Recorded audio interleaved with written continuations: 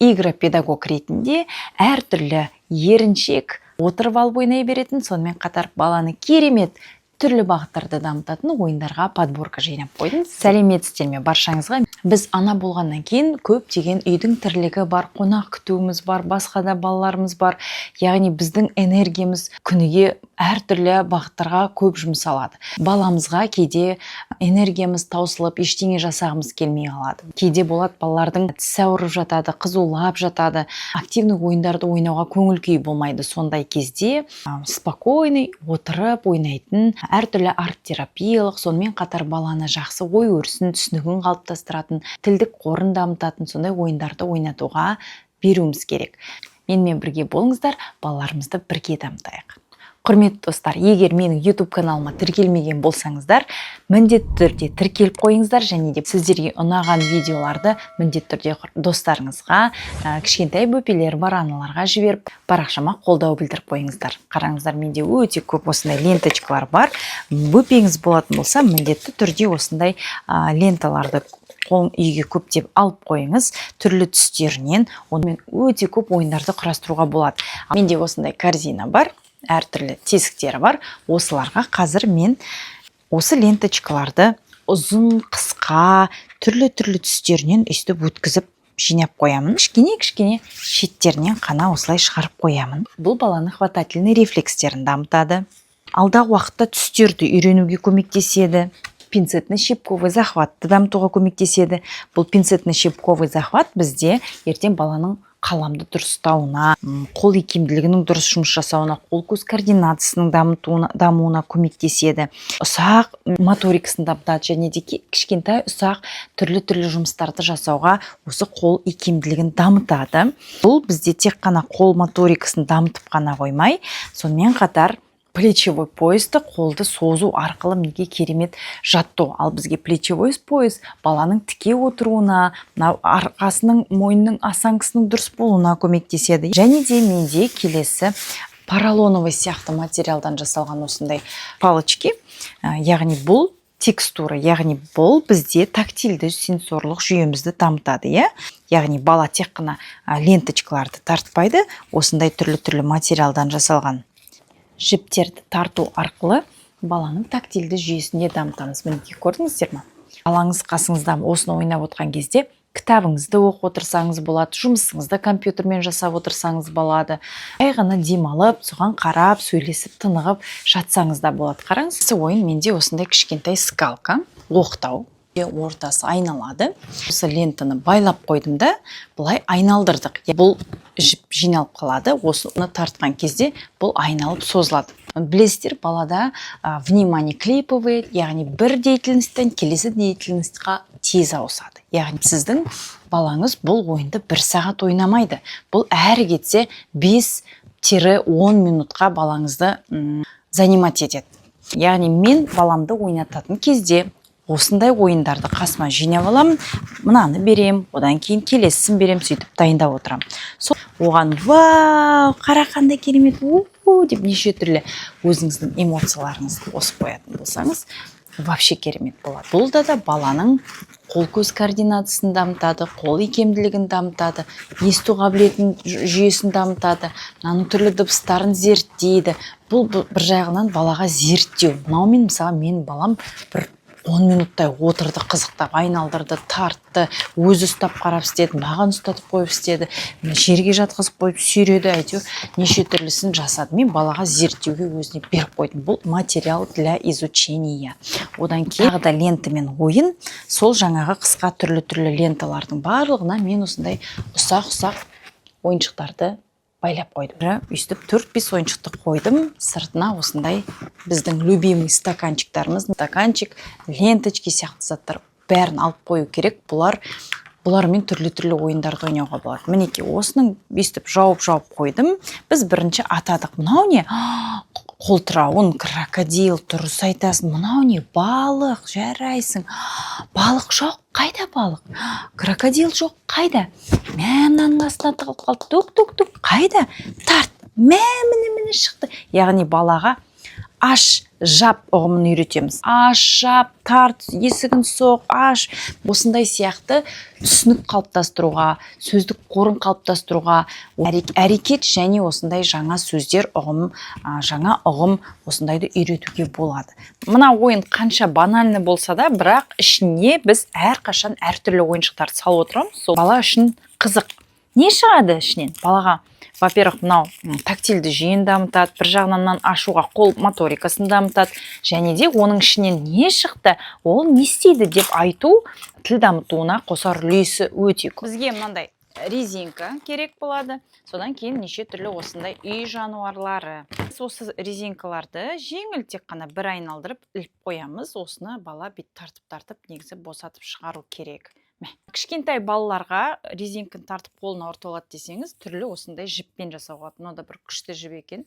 Текстурасы қолға жіпті бүйтіп айналдырып берсеңіз, бала өзі соны шешеді. Білден шеш. Зато тартып қалып қолына орталады деп қорықпайсыз. Бірақ ана балаға кәдімгі шұқыма өте жақсы жұмыс. Құрметті достар, мен сіздерге көрсетіп жатқан ойындарының барлығы үйде бар заттардан құрастырылады. Яғни міндетті түрде дәл осындай корзина сатып алудың, міндетті түрде дәл менікіндей бір нәрсе іздеп кетудің қажеті жоқ. Просто үйіңізді аралап, бізде балконда, кладовкада 1040 түрлі заттар тұрады. Сондықтан просто аралап шығып бәрін қараңыз.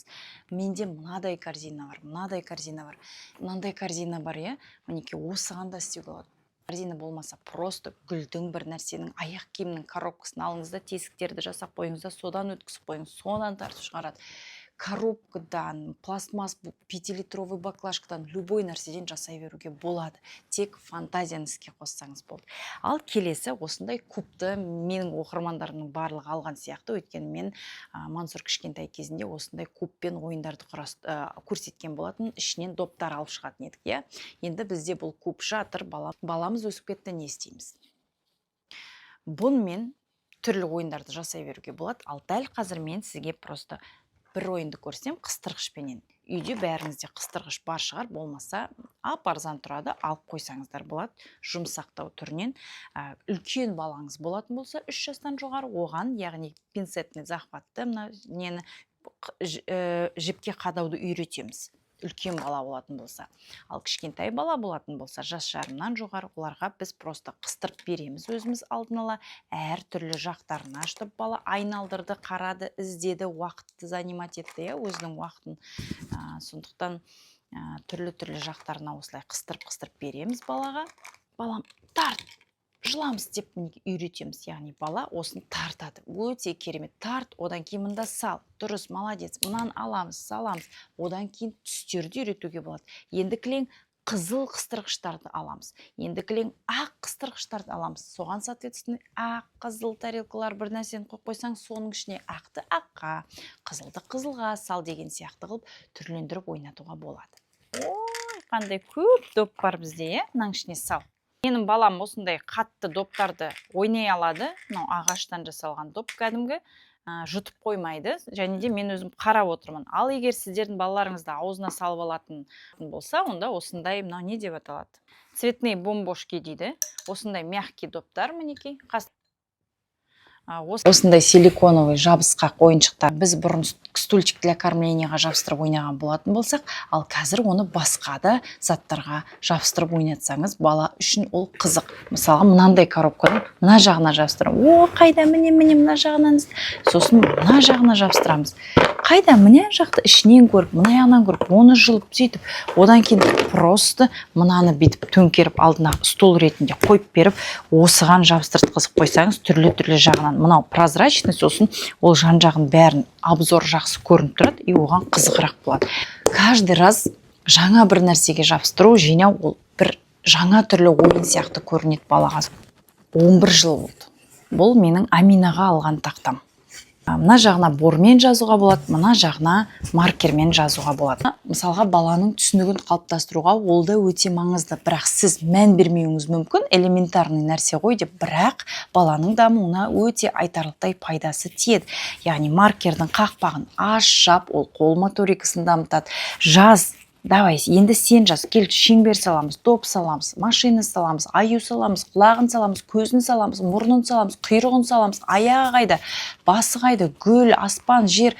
Яғни сіз сөйтіп балаға дене бітімін үйретуге болады, атауларын үйретуге болады, түстерін үйретуге болады. Жаз дейсіз, оны сүрт дейсіз, оның барлығы баланың түсінігін қалыптастыратын нәрсе. Сіз өзіңіз айтасыз, оны жасайсыз, әрекетті айтасыз. Яғни баланың керемет дамытады сөздік қорын және түсінігін. Вау, мынау не? Бор. Мынаны қара, борды мынаған жазып көреміз. Енді оны сүртеміз, мәссаған кетіп қалады. Қандай керемет. Мінекей түрлі борлар бар мынаның ішінде. Кәдімгі бор, восктан жасалған бор. Оның барлығын ұстаған кезде әртүрлі, жазған кезде әртүрлі ощущение береді. Оның өзі баланың керемет дамуын жүргізеді. Сондықтан онымен балаңыз тағы да бір 10 минут ойнайды.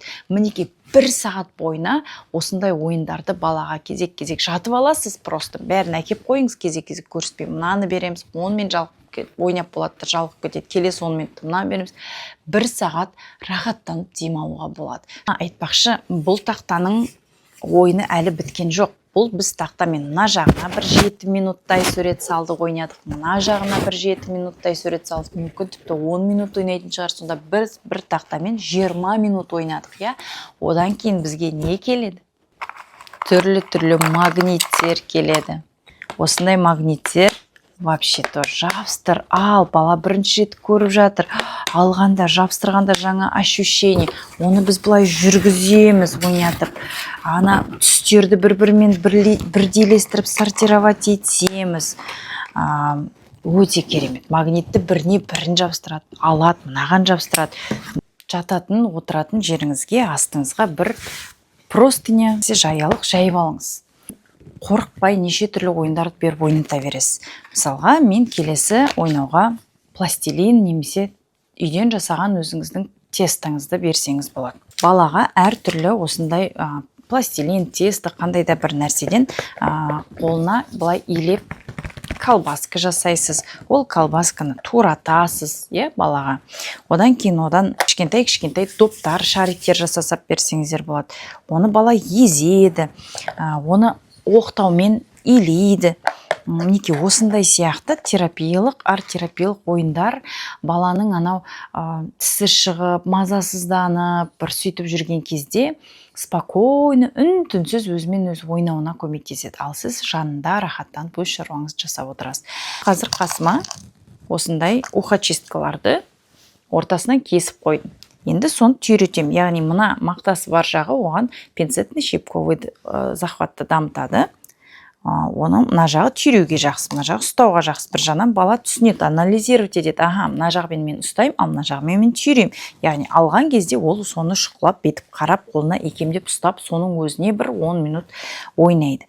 Мінекей сонда бір пластилиннің өзімен балаға бір 20 минуттай ойын құрастырып беруге болады екен. Біз қазір арт-терапиялық ойын ойнаймыз, сенсорлы бокс жасаймыз. Мына жерде бізде манная крупа, яғни химикаты бар жаңа песоктар емес, дүкеннен, үйден жасаймыз өзіміз. Так, қандай күшті. Мынаны еще холодильникке салып қойсаңыздар, ұстаған кезде салқын, сондай күшті болады. Так, бәрін сүреміз осылай. Қазір сурет саламыз, балам, Қарақ, қолыңды қақ. Егер сіз төсекке уайымдасаңыз, астыңызға бір простынь біріне жайып алыңыз да, сосын ойнап болған соң соны аласыз да, қағып аласыз. Болды, ешқандай да уайымдамаңыз. Кел, балам, доп салшы. Сосын осылай ойнап отырғаннан кейін, оны ары қарай терапиялық, тіл дамытуға, сказка терапияға ойнатып, ойындар құрастырып жіберуге болады. Бізде одан кейін сюжетімізде әртүрлі осындай кейіпкерлер пайда бола бастайды. Олар бір қандай да бір ситуацияға тап болады. Біз сол ситуацияда баламен бірге түрлі историяларды туындатып, оны дамыта береміз, сөйлете береміз. Мынау бізге кім келді енді? Мынау не мынау? Балық келіпті ғой. Балық келіпті. Ештеңе етпес, қазір тазалап аламыз. Балық келіпті ғой. Мына жерде күшті сюжетный сказка терапияның құралы бар менде, мынандай ағаштан жасалған. Бұл жерде ата бар, мінекей, ата келді. Әже келді. Енді не бар мына жерде? Пи-пи-пи-пи-пи-пи. тышқан келді, мына тышқанның қасынан. Әзірге осындай бірінші бөлімін жасап қойдым. Тағы да қажет десеңіздер, көп лайк жинаса, просмотр көп болса, мен осындай ойындардың екінші бөлімін түсіруге дайынмын. Ал енді барлығы сіздердің қолдарыңызда. Мен сіздерден тіркелу күтемін, қолдау күтемін. Келесі видеода кездескенше сау болыңыздар.